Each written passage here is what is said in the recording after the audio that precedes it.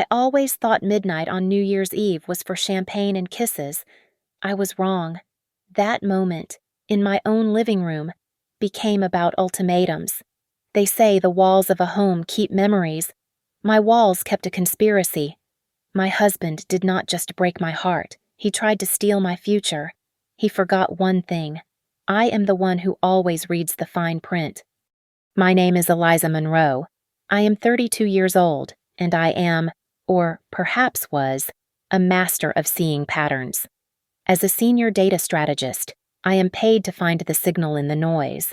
That night, the noise was deafening, and I had missed the signal entirely. The party was my design, held in the Beacon Hill brownstone my parents left me. It was a house built for generations, and I had filled its historic rooms with Boston's elite for New Year's Eve.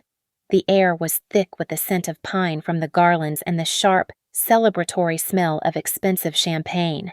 A string quartet played in the foyer, their music a polite hum beneath the laughter of 200 guests. I had been looking for my husband, Julian Vance, for 15 minutes. It was 10 minutes to midnight. I smiled at a banking executive, my hand cold on the crystal glass, and moved through the dining room. I checked the library. He was not there.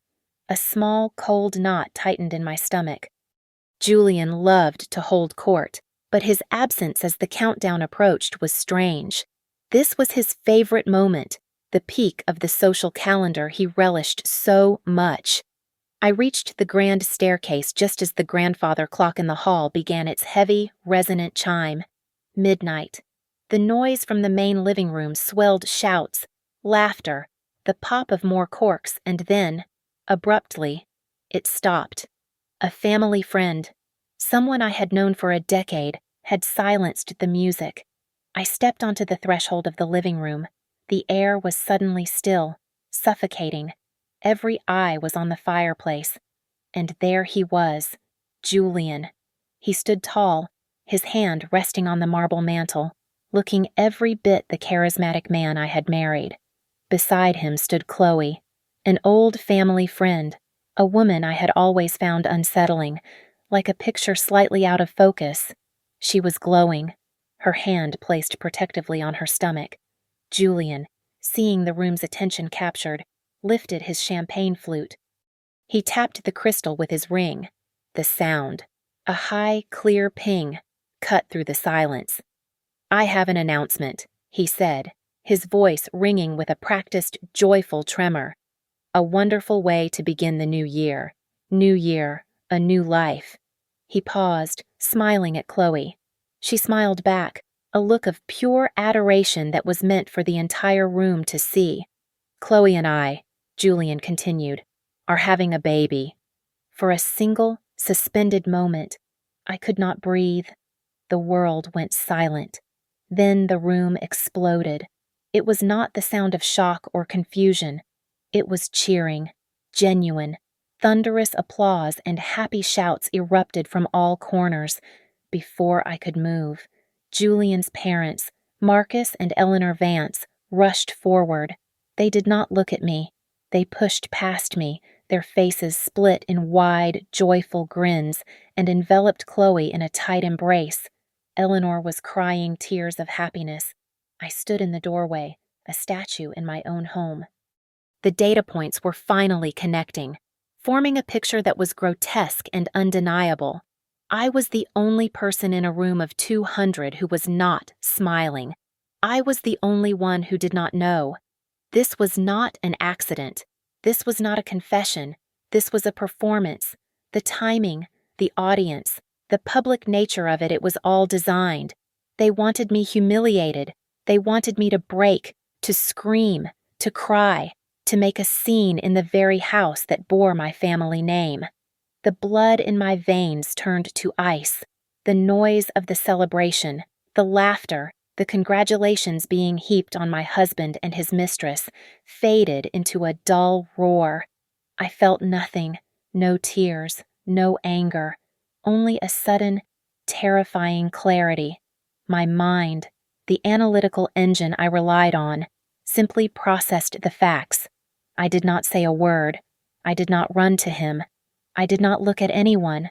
I simply turned on my heel. I walked away from the living room, down the hall, my footsteps silent on the thick Persian runner. I heard someone call my name, a confused murmur, but I did not stop. I reached the front door, grabbed my cashmere coat from the closet, not bothering with the buttons. I pulled the heavy oak door open, stepped out into the frigid Boston night, and left my home, my party, and my life behind me. My mind works in patterns. At Vanguard Analytics, the private equity firm where I run strategy, I am paid to see the truth hidden in complex data sets. I model risk. I identify fraud.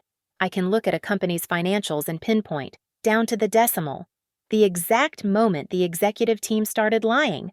I am precise, analytical, and trusted. I built a career on seeing the things other people miss. It is a devastating irony that I failed to see what was happening in my own home. This entire, meticulously constructed lie did not begin at midnight. It began 10 years ago. My parents were brilliant, fast-moving people. My father was a software tycoon, a man who saw the future and built it. My mother was his partner in everything. They died together, 10 years ago, when their private jet failed over the Rockies. I was 22, just finishing my master's, and suddenly, profoundly alone. I inherited an empire I did not understand and a grief I could not manage. Into that void stepped Marcus and Eleanor Vance, my godparents. They were fixtures of my childhood, always on the periphery, friends of my father from his earliest days. After the funeral, they were anything but peripheral. They descended, organizing, shielding, caring for me. I was grateful. I was drowning, and they offered me a shore. I knew, in the vague way a child knows adult business, that Marcus had a complicated history with my father. He had been my father's first CFO long ago. The family legend, the one told in quiet tones, was that Marcus made a mistake, a financial impropriety. My father, ever the generous man, allowed him to resign quietly to spare the Vance family the scandal. I never questioned it. I accepted the narrative. And then there was Julian, their prodigal son. He had been away at school, then traveling. He reconnected with me in the weeks following my parents' death. He was handsome, steady, and he seemed to understand the crushing weight of my legacy. He did not look at me with pity. He looked at me, or so I thought, with admiration. We were married within 18 months. It felt like rebuilding. It felt like safety. Julian, who called himself a freelance trader, watched me struggle, trying to balance my demanding new career at Vanguard with the complexities of a massive trust fund. I was working 60-hour weeks, buried in spreadsheets and pitch decks. He made his move one evening, his voice full of practiced concern. He told me I was trying to do too much. He told me I deserved to focus on my own success, to build my own name, not just babysit my inheritance. He offered to manage the trust. He said it would be his contribution, his way of protecting our future. It sounded like support. It sounded like love. I agreed. I gave him access. I handed over the keys to my entire financial life, believing it would allow me to focus on my career. The Vances did not come to care for me. They came to collect. The marriage was not a partnership. It was an acquisition. The house, the money, the very life Julian and Chloe were celebrating in my living room, it was all mine. He was a parasite, and I had been the perfect willing host. It was 3 weeks before the party, 3 weeks before my life was publicly dismantled. I was in my home office, submerged in the data swamp of a year-end merger analysis for Vanguard. I was surviving on caffeine and sheer adrenaline, staring down the barrel of a 70-hour work week. The numbers on my screen were blurring, and the rest of the world had gone silent. Julian entered without knocking. He knew my rules about that office, especially during a closing. It was my one sanctuary. He was carrying a portfolio, not a simple file, but a thick, leather-bound binder that weighed in his hands, like an object of immense importance. He placed it on my desk with a heavy, definitive thud, directly on top of the spreadsheets I was analyzing. "I need you to sign these. Eliza," he said. I did not look up. "What is it? I am in the middle of the Vanguard close." "It is the trust restructuring portfolio," he said, his voice imbued with a practiced, smooth efficiency. "Our advisor finally got the paperwork finalized." Our advisor. He meant his advisor, a man I had met twice who specialized in aggressive growth, which I translated as unnecessary risk. "He says it is a brilliant move," Julian continued, tapping the leather. "We are restructuring to optimize for taxes. It has to be done before the first of the year." Tax optimization. It was the perfect phrase, sterile and smart, designed to bypass scrutiny. I finally looked at the binder. It was easily 200 pages thick, maybe more. "Julian, I cannot possibly read this right now. The Vanguard deal closes in 48 hours. "This looks like a complete overhaul." The skin around his eyes tightened. "It is very time-sensitive. He needs the signatures by the end of the month. It is just a formality. Eliza, I have reviewed every single page. You just need to sign the tabs." He opened the cover. I saw a dense ocean of legal text. As he flipped through the sections, my eyes caught dozens of bright yellow "Sign Here" flags, sticking out like little warning beacons. "I do not sign formalities that are 200 pages long," I said, my voice flat and tired. "You know that. I am a strategist, not a rubber stamp."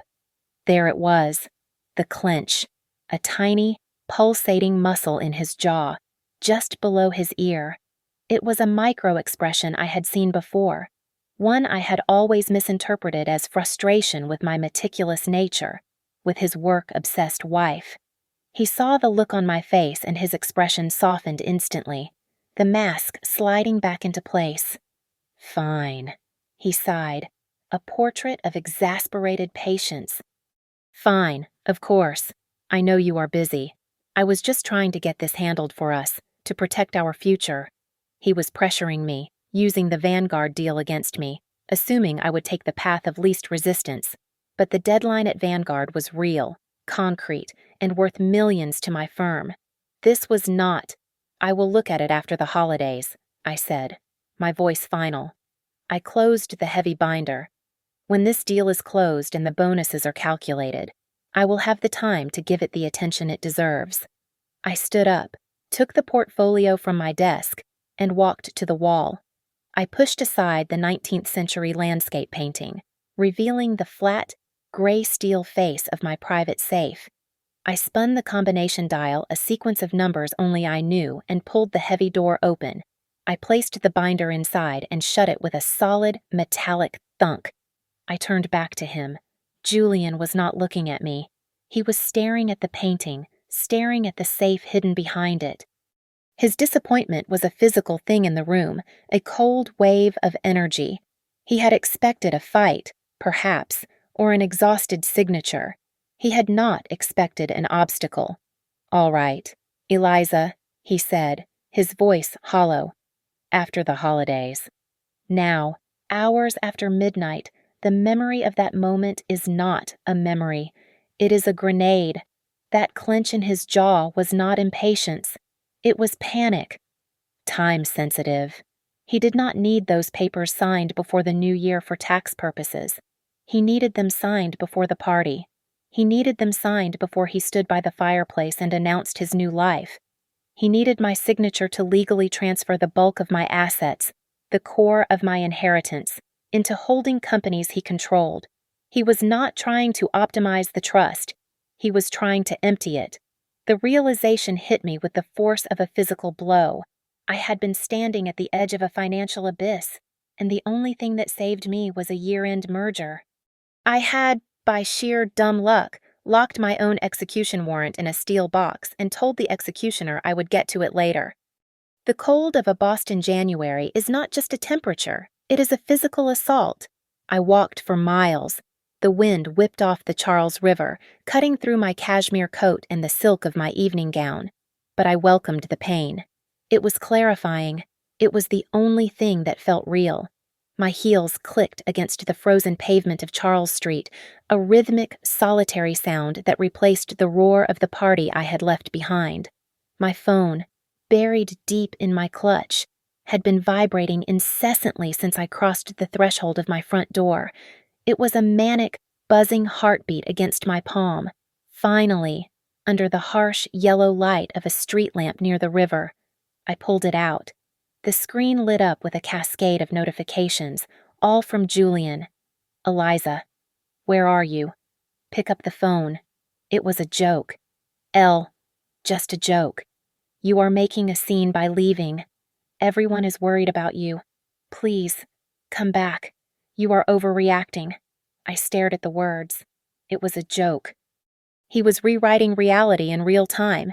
He was trying to gaslight me via text message before I had even reached the end of the block. He knew I was not the type to cause a scene, so he was banking on my confusion. He wanted me to return, flushed and apologetic, so he could pat my hand and tell the guests I was just emotional or tired. He wanted to control the narrative of my exit, just as he had controlled the narrative of his entrance. I did not reply. I did not type a furious paragraph. I simply held down the power button until the screen went black. The silence that followed was absolute. I walked until I reached the Liberty Hotel. The irony of checking into a luxury hotel that used to be the Charles Street jail was not lost on me. I walked into the lobby, still wearing my gala attire, my hair windblown, my face pale. The concierge, a professional who had seen everything, did not blink. I handed him my black card. I asked for a suite, high up, facing the river. I asked for total anonymity. If anyone called asking for Eliza Monroe, I was not there. Room 1214 was dark and smelled of expensive linen and neutrality. I did not turn on the lights. I sat in the wingback chair by the window and looked out at the city skyline. The fireworks had stopped, but the smoke still lingered over the water. I sat there for an hour, motionless. I let the shock wash over me, and then I let it drain away. What replaced it was something colder, harder, and infinitely more useful. I let my brain do what it was paid to do. I analyzed the data, the announcement, the timing, the audience. If Julian had simply wanted to leave me for Chloe, he could have done it quietly. He could have filed for divorce. He could have moved out. But he chose midnight. He chose the moment of maximum visibility. Why? Because he needed me to be the villain. If I had stayed, I would have screamed. I would have cried. I would have thrown a glass. I would have looked like the hysterical, bitter, barren wife attacking the glowing, pregnant younger woman. He would have looked like the patient husband trapped in a loveless marriage, finding solace elsewhere. He needed witnesses to my instability. He needed the board of directors, our friends, and his parents to see me crack. It would make the divorce proceedings easier. It would make contesting the prenup easier if he could argue I was mentally unfit. He had set a stage for my destruction, and I had simply walked off of it. A strange, cold calm settled into my bones. They thought I was currently wandering the streets in tears, or perhaps driving recklessly, or collapsing in a heap of despair. They thought they had broken me. I stood up and walked to the desk where I had placed my laptop bag. I never went anywhere without it, a habit from a decade in high finance. I sat down and opened the computer. The screen glowed blue in the dark room, illuminating my face. I did not open a Word document to write a journal entry about my broken heart. I opened a blank spreadsheet. I typed a header at the top of the first column: asset tracing and liquidation protocols. Then I cracked my knuckles and began to type. I was not a wife mourning a marriage. I was a CEO conducting a hostile takeover of my own life. If Julian Vance wanted a war, he had made a critical tactical error. He had attacked a fortress while the commander was still inside the control room. The sun rose over Boston, pale and indifferent. I had not slept. At 8 o'clock in the morning, I made the only phone call that mattered. Arthur Galloway was my father's attorney for 40 years, the man who wrote the original trust deeds, the man who knew where every skeleton in the Monroe closet was buried. He was retired now, spending his days at the Athenaeum. but he answered on the second ring. When I told him I needed to see him immediately, he did not ask why. He simply told me to meet him at his club on Commonwealth Avenue. The club was a relic of a different era, a place of dark wood, hushed tones, and portraits of dead men who had built this city. Arthur was waiting for me in a private reading room. He looked older than I remembered, his hands slightly trembling as he poured tea, but his eyes were sharp, untouched by age. He listened in silence as I recounted the events of the previous night. I told him about the announcement, the humiliation, and the specific, cruel timing of it all. When I finished, Arthur did not look shocked. He looked weary. He set his teacup down with a deliberate slowness and reached for a battered leather briefcase he had placed by his feet. He pulled out a file that smelled of dust and old paper. "I have kept this for 15 years, Arthur said, his voice gravelly. "Your father made me swear to burn it, but lawyers are hoarders by nature, especially when we smell unfinished business." He opened the file. It was not thin. It was thick with bank statements, internal memos, and audit reports from my father's company dating back nearly 2 decades. "You were told Marcus resigned because of a mistake," Arthur began. "A lapse in judgment regarding a quarterly report. That was the official story. It was the lie we told the board, the shareholders, and you." He slid a document across the mahogany table. It was a forensic accounting summary. Marcus Vance did not make a mistake. Eliza, he was running a systematic embezzlement scheme. Over the course of 5 years, he siphoned nearly $4 million from your father's operational accounts into offshore shell companies. He was not just skimming off the top, he was bleeding the company dry. I stared at the numbers. The ink was faded, but the betrayal was fresh. I felt a cold anger settling in my chest. "Why didn't my father put him in prison?" I asked, my voice tight. "Why did he let him walk away?" Arthur looked at me with a profound sadness. "Because of Julian." The name hung in the air between us like a curse. "Julian was 14 years old at the time," Arthur explained. "He was innocent. Your father and Marcus had been friends since college. Your father could not bear the thought of destroying a teenage boy's life by sending his father to federal prison. He thought he was showing mercy. He forced Marcus to sign a strict non-disclosure agreement, repay what he could, and resign quietly. He saved the Vance family reputation to protect the son." I felt a bitter laugh bubbling up in my throat. My father had protected Julian from the sins of his father, only for Julian to grow up and commit sins that would make Marcus proud. The rekindled friendship after the funeral was not grief. It was a long con. Marcus had waited in the shadows, nursing a grudge for a crime he actually committed, waiting for the protector to die so he could send his son to finish the job. They had played the long game, spanning generations. "I always suspected their return to your life was calculated," Arthur said, closing the file. "Marcus never forgave your father for catching him. He viewed that mercy as condescension. He raised Julian on that bitterness." Arthur leaned forward, his gaze locking onto mine. The kindness in his eyes was gone, replaced by the steel that had made him the most feared litigator in Boston. "Your father was a good man, Eliza, but he was too merciful. He let a viper live in his garden because he pitied its offspring. I hope you will not make that mistake." I looked at the file, then at Arthur. "No," I said. "I am done with mercy." Arthur did not waste time with pleasantries. He summoned a forensic accountant named Silas, a man with wire-rimmed glasses and the demeanor of a funeral director, to join us in the private room. Silas placed a secure, encrypted laptop on the table, but I shook my head. I did not need his machine. I reached into my bag and pulled out my own. Julian had always assumed I was too busy, or perhaps too trusting, to look behind the curtain of the interface he presented to me. He sent me quarterly PDFs with colorful pie charts and steady growth curves. He treated me like a client who needed to be soothed. He forgot that before I was a wife. I was a data architect. He forgot that I was the one who set up the family server encryption protocols 5 years ago. He had user access. I had the master key. I logged into the back end of the brokerage firm. I did not look at the summary dashboard. I went straight to the raw transaction logs. The screen filled with lines of code and trade confirmations, a waterfall of data that would look like gibberish to most people. To me, it was a crime scene. Silas leaned over my shoulder, his breath hitching as he saw what I was seeing. Julian was not trading. He was liquidating. For the last 18 months, he had been systematically selling off blue-chip stock shares my father had bought in the 90s, stable bonds, reliable index funds. He was stripping the portfolio to the studs, and the money was not sitting in cash reserves. It was moving. I ran a trace on the outbound transfers.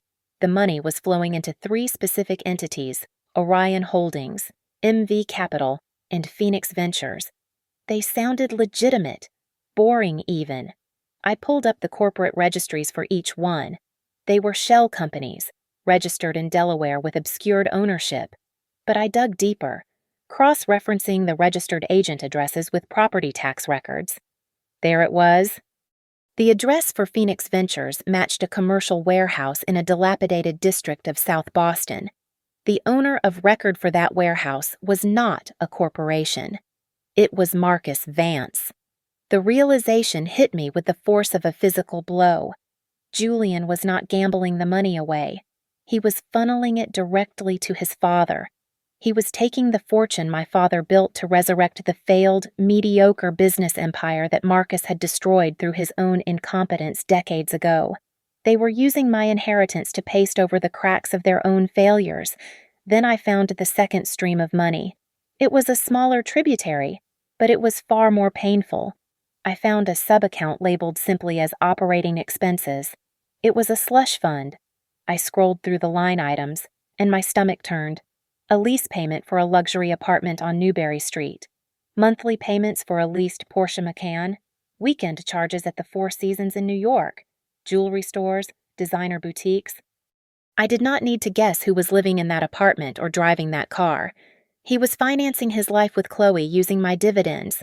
Every dinner they ate, every bottle of wine they drank to celebrate their baby. I had paid for it. I sat back, feeling the blood drain from my face. Silas did the mental math before I did. The fund is down 40%, he said quietly. 40%. Nearly half of my family legacy was gone, evaporated into the pockets of the Vance family and their delusions of grandeur. Then, the final piece of the puzzle clicked into place. I thought about the heavy leather binder locked in my safe at home, the trust restructuring portfolio, the papers Julian had been so desperate for me to sign before the new year. I looked at the restrictions on the remaining 60% of the fund. It was the principal, the core capital protected by the ironclad clauses my father and Arthur had written. It could not be touched without a restructuring of the trust terms. That was what the papers were for. They were not for tax optimization. They were a demolition order. If I had signed that binder, I would have given Julian legal authority to access the protected principal. He would not have stopped at 40%. He would have taken it all. He would have drained every single dollar until I was left with nothing but the historic house he announced his betrayal in. I had not just walked out of a bad marriage last night. I had escaped total financial annihilation by a matter of days. I did not go home. The Beacon Hill brownstone was no longer a sanctuary. It was a theater of war, and I was not going to step back on that stage until I owned the set, the script, and the lighting. I remained in the suite at the Liberty, a neutral territory from which I could direct my counteroffensive. The shock was gone, burned away by the cold fury of the financial reports. Julian thought he was dealing with a grieving, hysterical wife. He was about to learn he was dealing with a strategist. I switched my phone back on. It was a calculated risk. The device immediately convulsed in my hand, a deluge of texts and missed calls. There were dozens from Julian, frantic and pleading, interspersed with messages from his parents and other friends from the party, all expressing their deep concern. I ignored everyone but Julian. His texts were a panicked masterpiece of self-preservation. Eliza, I am so sorry. It was a mistake. I was drunk. Chloe set me up. I swear it. Please, we can fix this. I love you. I analyzed the pattern. He was not sorry for the affair. He was not sorry for the baby. He was terrified that I had walked out before signing the papers. His entire 10-year plan was teetering on the edge of a cliff, and his leverage my love had just walked out the door. I let him wait for another hour, an hour I spent on another call. I did not dial the police. I dialed the head of corporate security for Vanguard Analytics, a man who had spent 2 decades in military intelligence before I hired him. I have an urgent security situation at my private residence, I said, my voice low and level. I have reason to believe sensitive corporate information is being targeted. It was a lie, but it was the only one that would get me what I needed. Fast. What do you need, Ms. Monroe? He asked. No questions, just action. I need a full audio and visual sweep. Then I need a discrete installation. Broadcast quality. I want eyes and ears in the main living room, the master bedroom, and, most importantly, my home office. I want it live-streamed to a secure server I can access from anywhere. It needs to be done in the next 3 hours. Cost is not an object. It is New Year's Day, Ms. Monroe. My team is skeleton.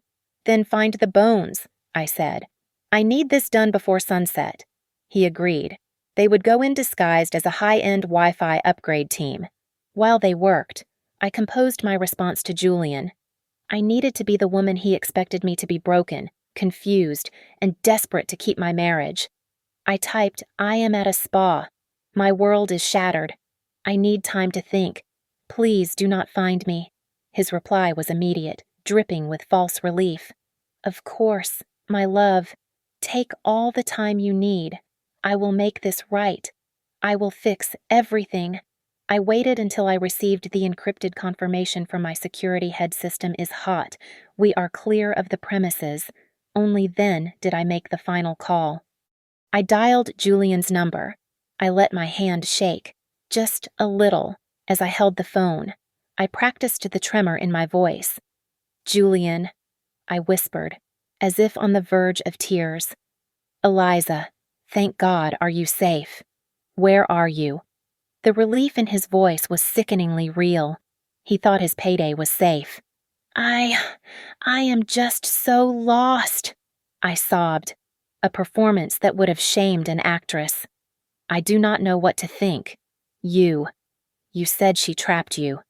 She did. Completely. You know I only love you. You are my life. I want to believe that. I let the silence stretch, filled it with a sniffle. I have been thinking. I was so awful to you before the party, so buried in work. I still have those papers you asked me to sign, the trust restructuring. I heard the sound of his breath catching, a sharp, involuntary gasp. He was hooked. Eliza, I want to show you that I trust you, I whispered. I want to show you that I am still your wife. I want to fix this. I want our family back. Yes, he said, his voice suddenly strong, the predator sensing victory. Yes, Eliza, whatever you want. Can you come to the house tonight? Bring your parents. I want us all to talk, as a family, to clear the air, and I will sign the papers. I will sign them, and we can put this all behind us. The bait was not just the papers. It was the audience. I was not just inviting Julian, I was inviting the entire conspiracy. Of course, he said, his voice smooth as venom. We will be there, 8 o'clock. We will fix everything tonight. Yes, I said, hanging up. We will. I turned to my laptop, opened the secure portal, and watched the high-definition feeds of my empty house come online. The trap was set. The cameras were rolling. I was not at the meeting. I was 2 miles away, in my suite at the Liberty, my laptop open on the desk, a glass of water untouched beside me. The high-definition video feed from my living room was perfectly clear. The audio, captured by microphones sensitive enough to pick up a whisper, was pristine. I was not just a spectator. I was a digital ghost, haunting my own home. At 10 minutes to 8, the feed showed them arriving.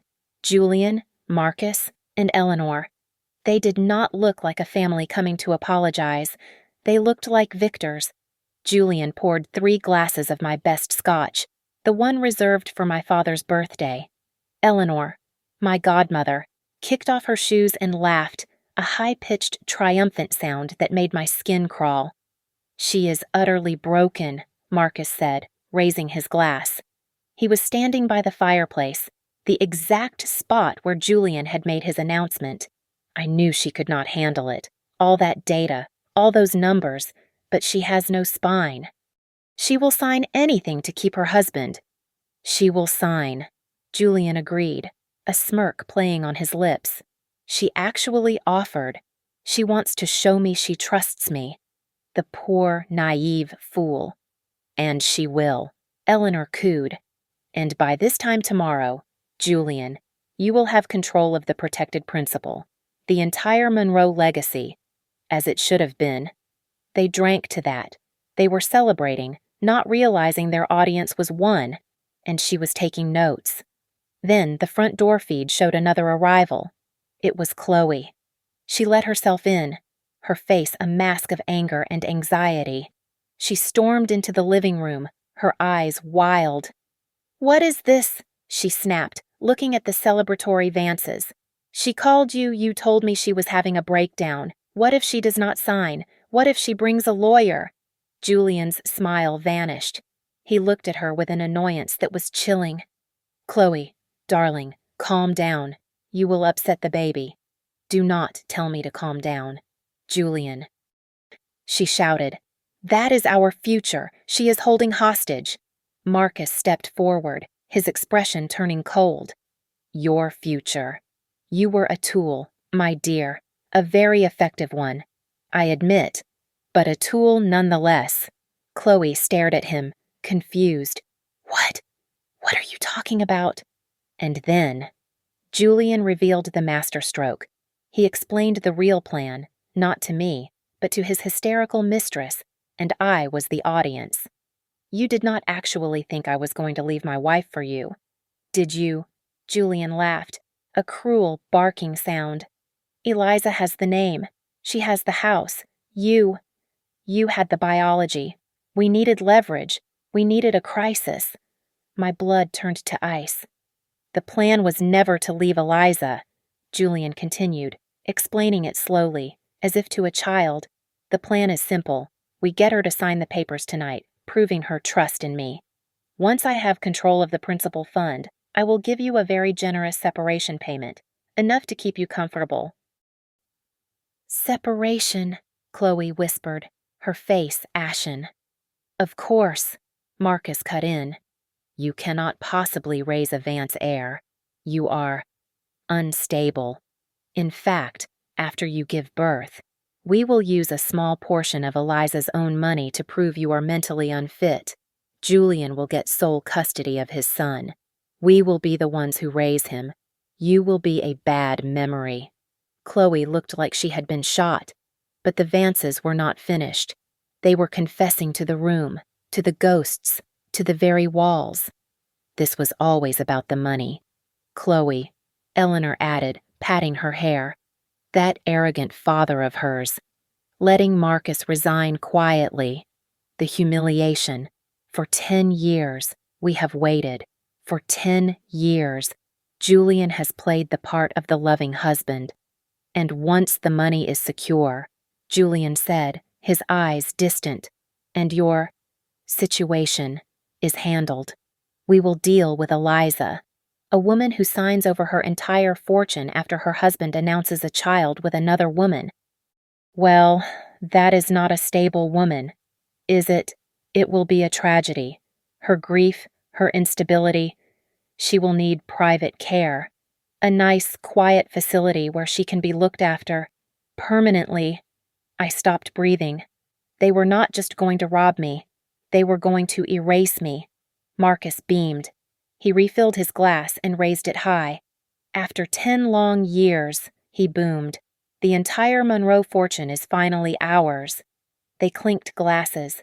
The sound was sharp and clear over the speakers, and right on cue, as if I had directed it myself. The doorbell rang. Julian jumped, startled.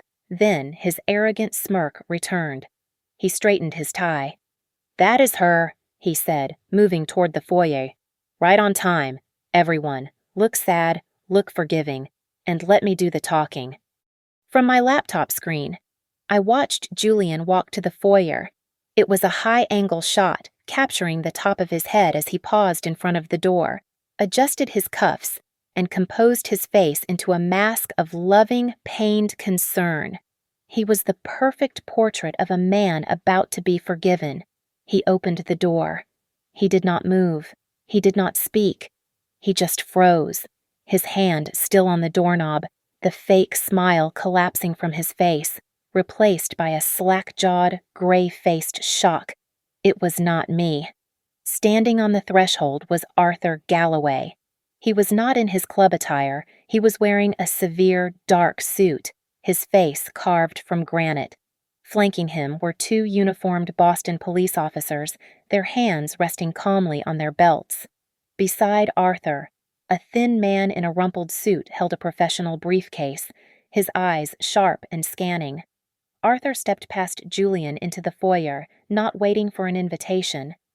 The officers and the investigator followed, their boots heavy on my antique oak floors.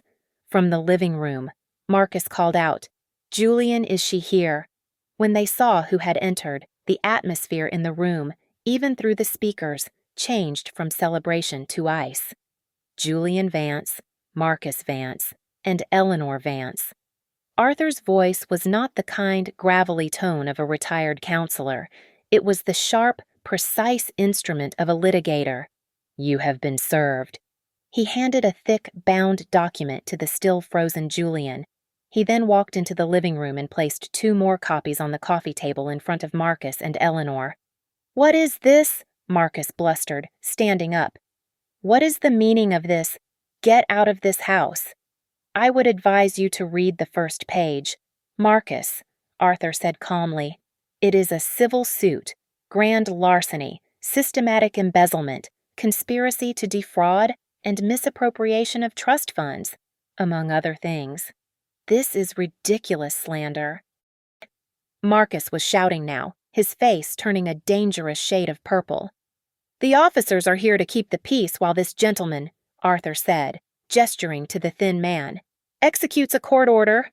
The investigator held up a signed warrant. "We have a court order to secure the premises, specifically the Home Office, and to seize all original documents and electronic devices pertaining to the Monroe Family Trust. Please step aside." The investigator brushed past them and headed directly for my office, the one where the safe held the unsigned execution papers. This is when the scene broke. Julian finally found his voice, a high-pitched, desperate sound.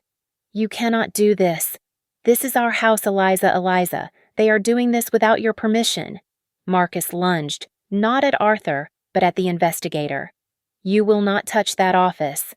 One of the police officers stepped in front of him, a large, immovable object. "Sir, I need you to stand back. Now." While the men were roaring, Eleanor let out a single piercing shriek and collapsed onto the Persian rug in a theatrical faint. No one paid her any attention. But the best part, the twist I had not anticipated, came from Chloe. She had been silent, her back to the camera, watching the scene unfold. She had watched her protectors turn into rabid, cornered animals. She had heard the words embezzlement and conspiracy. She had seen the police, and she finally, completely, understood that she was not just a tool. She was a liability they were about to discard. She turned. Her mascara was running, her face a mask of primal fury. She was not looking at Julian, or Marcus, or the police. Her eyes, wide and terrified, scanned the room as if searching for an escape, for a witness. She looked directly at the mantelpiece, her gaze passing right over the tiny, pinhole lens of the camera my security team had hidden in a carved piece of mahogany. She did not know I was watching. She did not know she was being recorded. She just needed to scream at the room, At the ghosts, at the God who had abandoned her. She pointed a shaking finger at Julian. "You," she screamed, her voice cracking. "You tricked me. You said you loved me. You said you were going to leave her." Julian, who was busy trying to block the officer from the hallway, turned to her with pure venom. "Shut up, you fool." "No," she shrieked. "They said I was unstable. They said they were going to take my baby. I heard them. You were going to use me and throw me away."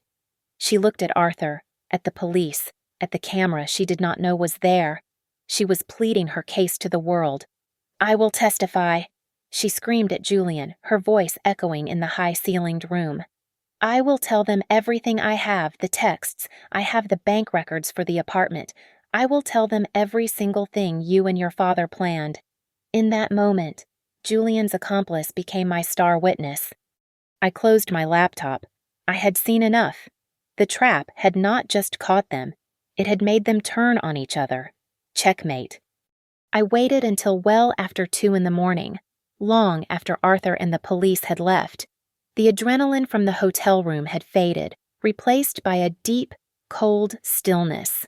When I finally used my key and stepped inside my house, the silence was heavy, artificial. The living room was a disaster zone. A whiskey glass was shattered against the bookcase. Cushions were thrown from the sofa. An overturned chair lay near the hall. It was the aftermath of a violent, impotent rage. Marcus, Eleanor, and Chloe were gone, escorted from the premises by the police, their threats and shrieks echoing down the empty street. But the house was not empty. He was sitting on the floor, in the exact spot where he had stood to make his grand announcement. Julian. He was slumped against the marble fireplace, his tie undone, his suit jacket twisted. He was the picture of complete, utter failure. He looked up as I entered. The light from the foyer caught his face, and I saw no remorse. I saw no regret. I saw only a cold, burning hatred for the person who had outmaneuvered him. "You," his voice was a dry rasp. "You were not at a spa. You were watching the whole time. You recorded us." He tried to stand, to find some dignity, but his legs seemed to falter. He was a general with no army left. "You trapped us, Eliza. You set us all up." I walked into the center of the room, stopping a few feet away from him. I looked down at this man I had once loved, this man who had slept beside me for 10 years, and the only thing I felt was the quiet, clean satisfaction of a complex problem solved. The grief had been processed, the emotion had been analyzed and filed away. "You announced your future in my living room at midnight, Julian," I said. My voice was calm, steady, and held no warmth at all. "You stood right there, in front of everyone, and declared your new life. You just forgot to ask me about mine." He stared at me, his mind clearly unable to process this version of me. He was still looking for the crying, broken wife. "I made my own announcements today," I continued. "My first call, after I met with Arthur, was to my own attorney. I filed for divorce at 9 o'clock this morning. The petition cites gross financial malfeasance." "Divorce," he muttered.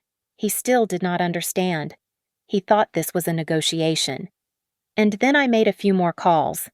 I reached into the briefcase I was carrying and pulled out a thick, bound report. It was not his 200-page surrender document. It was the forensic audit. I threw it on the floor in front of him. It landed with a heavy, final thud.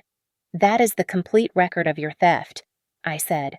"Every dollar you siphoned to your father's shell companies, every lease payment on Chloe's apartment, every trip, every gift. It is all there. I also included the high-definition recording of your confession in this room tonight." I let that sink in. I saw the panic finally punch through his hatred. "A full copy of that report," I said, "was delivered to the Securities and Exchange Commission 4 hours ago. A second copy was sent to the U.S. Attorney's Office. Federal charges are not as easy to escape as a quiet resignation." He went white.